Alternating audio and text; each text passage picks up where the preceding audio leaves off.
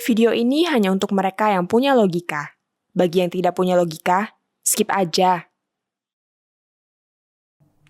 Saat ini krisis minyak goreng masih terus terjadi. Ini sudah berlangsung sekitar 4 bulan. Sungguh menyedihkan menyaksikan rakyat harus mengantri berebut minyak goreng. Ini terkesan bukan seperti Indonesia tahun 2022 yang pemerintahnya menjadi ketua G20. Dan ini akan semakin menakutkan kalau terus berlangsung saat masuk Ramadan. Wajar kalau rakyat marah. Saya tidak menganggap diri saya ahli yang paling benar, tapi dari apa yang saya pelajari dan dari hasil diskusi, saya percaya pemerintah telah melakukan serangkaian kesalahan yang bisa fatal. Menteri Perdagangan terus melakukan kebijakan yang memperburuk keadaan.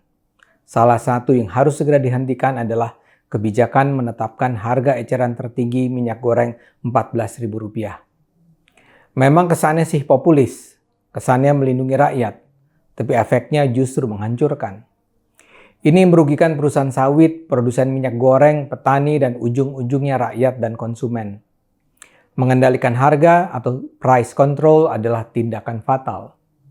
Saya pikir kita harus kembali ke prinsip-prinsip dasar ekonomi yang diajarkan sejak kita dulu duduk di bangku sekolah. Biarkanlah harga ditentukan pasar. Negara jangan terlalu jauh mengintervensi pasar. Pasar memiliki logika sendiri.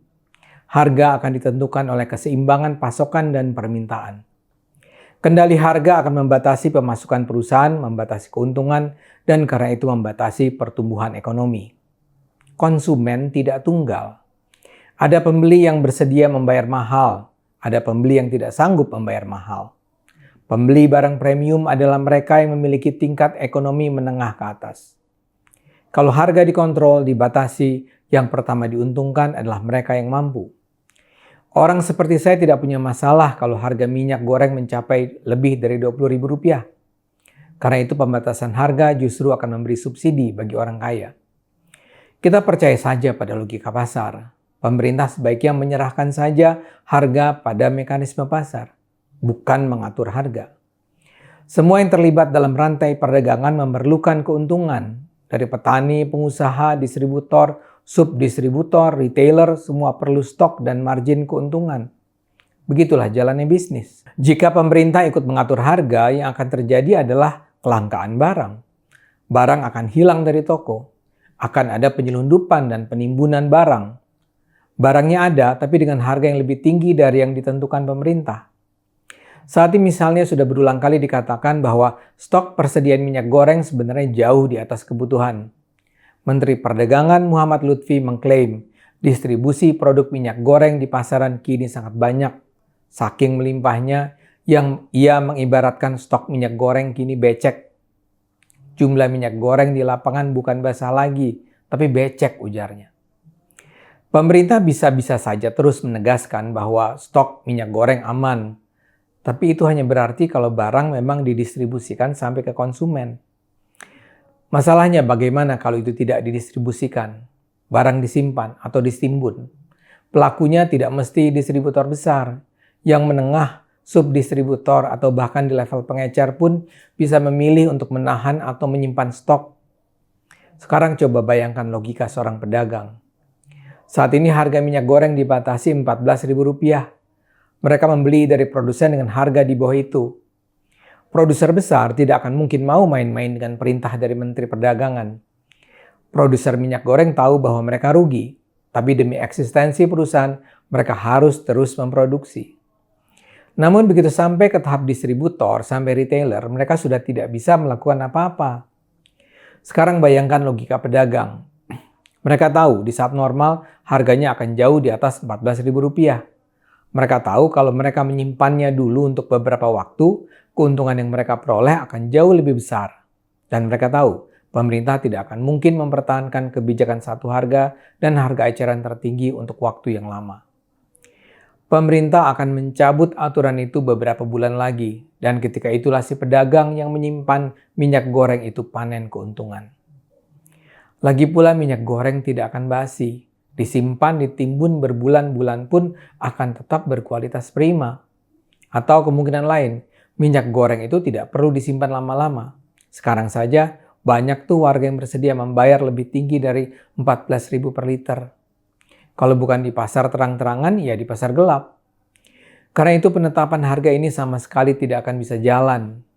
Ini tanpa memperhitungkan distributor yang sudah kepalang membeli harga minyak di atas harga eceran tertinggi ya. Kalau mereka paksakan jual, mereka akan rugi. Jadi salah satu pilihan logis adalah menahan stok. Taruhlah pemerintah menyatakan akan menindak tegas siapapun yang berani menyimpan atau menimbun barang. Masalahnya, pelakunya saat ini bukan perusahaan-perusahaan besar yang memiliki gudang-gudang penyimpanan besar. Kalau mereka sih gampang dilacak, gampang digerebek. Tapi yang sekarang terjadi bisa jadi berbeda sama sekali. Pelaku penimbunannya berjamaah, ada di mana-mana. Tangan negara tidak akan bisa menjangkau mereka. Dan bagaimana pula cara penegakan hukumnya? Apa para penimbun yang datang dari kelompok penjual atau distributor level menengah ke bawah akan ditangkapi? Lucunya, pemerintah sendiri dengan ringan mengakui bahwa minyak dengan harga mahal bisa dengan mudah dibeli di banyak tempat, termasuk di marketplace online. Ini kan jadi tidak adil. Perusahaan minyak goreng harus menjual produk dengan harga murah. Tapi di pasar, minyak murah itu boleh dijual dengan harga mahal. Sebagian pihak menuduh kelangkaan ini terjadi karena permainan perusahaan-perusahaan besar, baik perusahaan kelapa sawit maupun minyak goreng. Tapi kan tuduhan itu sama sekali tidak mendasar. Produser kelapa sawit Indonesia misalnya tidak bandel. Menteri Perdagangan mewajibkan produsen minyak sawit mentah atau crude palm oil CPO untuk memenuhi stok dalam negeri sebesar 30%. Ini sebenarnya merugikan karena harga pasar luar negeri lebih tinggi.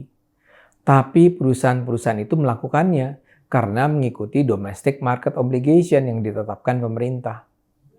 Begitu juga perusahaan minyak goreng, mereka sudah bersedia menjual dengan harga lebih rendah dari biaya produksinya. Saat ini dikabarkan biaya produksi minyak goreng sudah Rp17.000 per liter, sementara harga jualnya ke pedagang hanyalah maksimal Rp14.000 per liter. Kalau kebutuhan minyak goreng per hari mencapai 9 juta liter, Anda bisa bayangkan kerugian yang harus ditanggung perusahaan minyak goreng Indonesia. Sedihnya setelah para bisnis besar menjalankan kewajibannya sebagai warga negara, Menteri Perdagangannya seperti kebingungan harus melakukan apa. Menteri tahu kok minyak yang dijual murah oleh perusahaan dijual kembali dengan harga jauh lebih mahal di pasar. Jadi buat apa dipaksakan kebijakan yang jelas-jelas merusak pasar? Kalau kebijakan ini dibiarkan, kondisinya akan semakin memburuk. Barang semakin langka, harga semakin mahal. Jadi kembalikan sajalah kepercayaan pada mekanisme pasar. Percayalah para produsen minyak goreng tidak akan berlomba menaikkan harga. Akan ada perusahaan yang menggunakan akal sehat dengan menjual produk dengan harga lebih murah. CPO kita sangat mencukupi. Jumlah produk kita sangat cukup. Jadi apa gunanya juga pemerintah melakukan kendali harga? Mudah-mudahan pemerintah bersedia menggunakan akal sehat. Mari kita gunakan akal sehat, karena hanya dengan akal sehat bangsa ini akan selamat.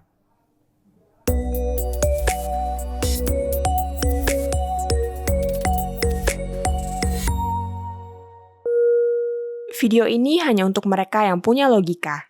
Bagi yang tidak punya logika, skip aja.